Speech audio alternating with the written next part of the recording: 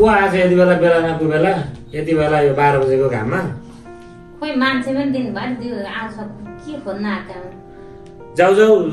खोला त ढोका खोला जाऊ त को आएछ हेरौँ सक्दिनँ म त यत्रो घर पुछेर बसेको जान्न पर्नु तपाईँ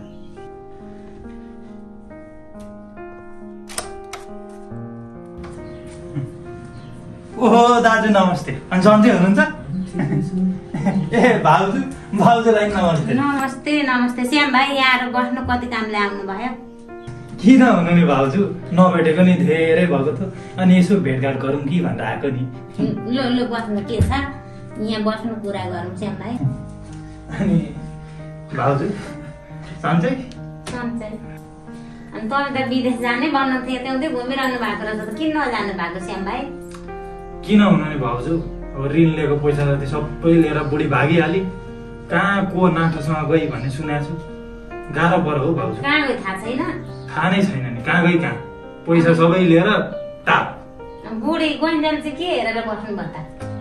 अब गइहाली के गर्नु भाउजू यस्तै छ म त हजुरहरूसँग यसो 1 लाख जति छ कि भनेर पो माग्न आएको त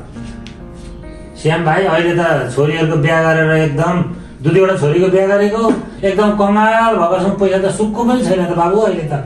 के गर्नु होला ए यो श्याम भाइ पनि जहिले पैसा मात्रै माग्न आउनुहुन्छ तपाईँ तर आमेकी आमासँग काटेर ल्याएको 50,000 पैसा दिएको 2 वर्ष भयो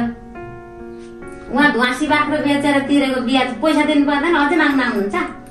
अब हजुरहरूसँग नि पैसा नहुने हुन्छ त म जमानी बसेर दिएको होइन म रामेकी आमाको पैसा दिएकै छैन 2 वर्ष भइसक्यो अब तपाईहरुको छोरी 2 जना अस्ट्रेलिया 1 जना भए पनि हुन्थ्यो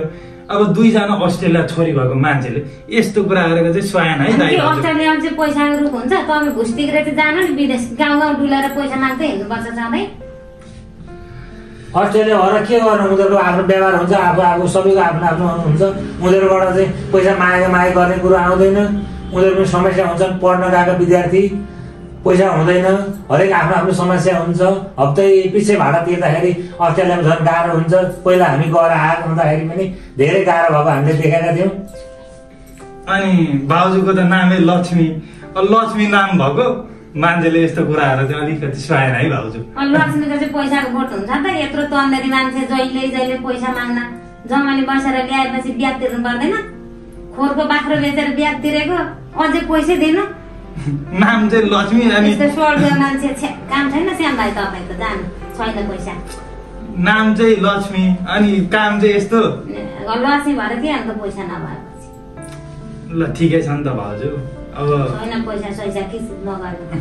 अब आज गर्मी पनि साह्रै बढेछ यसो चिसो केही छ भने लिएर आउँ न खाऊँ छैन चिसो कहाँबाट ल्याउनु पैसा बिहा दिएको भए नि त चिसो खुवाउँथेन होइन आएको मान्छेलाई यसो पानी सानी भए पनि खुवाउनु पर्छ नि चिसो पानी ल्याएर भए पनि देऊ त्यसो भन्नुहुन्छ आएको मान्छेलाई ए पानी चाहिँ दिनु पर्यो पानी त पैसा लाग्दै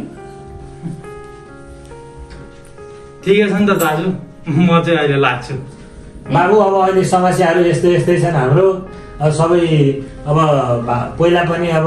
भाउजूले दिएकै रहेछ म जमानी बसेर अब यसरी गर्दाखेरि हामीलाई पनि अब 2 छोरी बस्दा गाह्रो भयो यो पालि दुःख नमान्नु भएछ समय साल भएछ भने फेरि हामी कोसिस गर्छौँ खोजेर दिन्छौँ हुन्छ दाजु अहिले चाहिँ मलाई हस्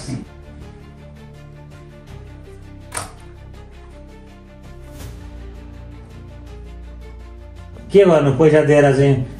जमानी बसेर पैसा दियो दिने बेलामा चाहिँ ऊ हुँदैन आफू नै पटक माग्नुपर्छ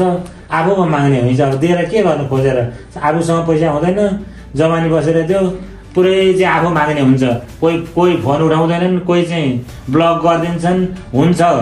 भन्छन् कसैले दिने चाहिँ कोही होइन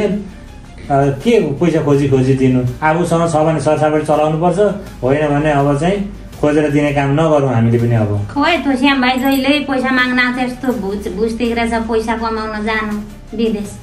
उसको बाबुले त छोरा जन्मिँदा खुसी हुन्थे त श्यामे त कामै नलाग्ने जन्मेछ जहिले पैसा माग्न आउँछ त्यही त होइन अब पैसा ऋण अब जमानी बसेर चाहिँ नदिउँ आफ्नो भयो भने सरसापट चलाउनु पर्छ गाउँघरमा आइहाल्यो अब बिस्तारै अब गर्नु उसले पनि तिर्छ होला समस्या परेर आयो नि त पैसा माग्ने बेलामा भाउजू नमस्कार भन तिर्ने बेलामा फर्काएर ल्याउँदै अहिलेको मान्छेहरू के लाज शरम पनि नभएको सबै अब चाहिँ अब आफूले पैसा दियो सापटी गरेर ऋण खोजेर दियो पछि चाहिँ माग्ने बेलामा आफू माग्ने हुन्छ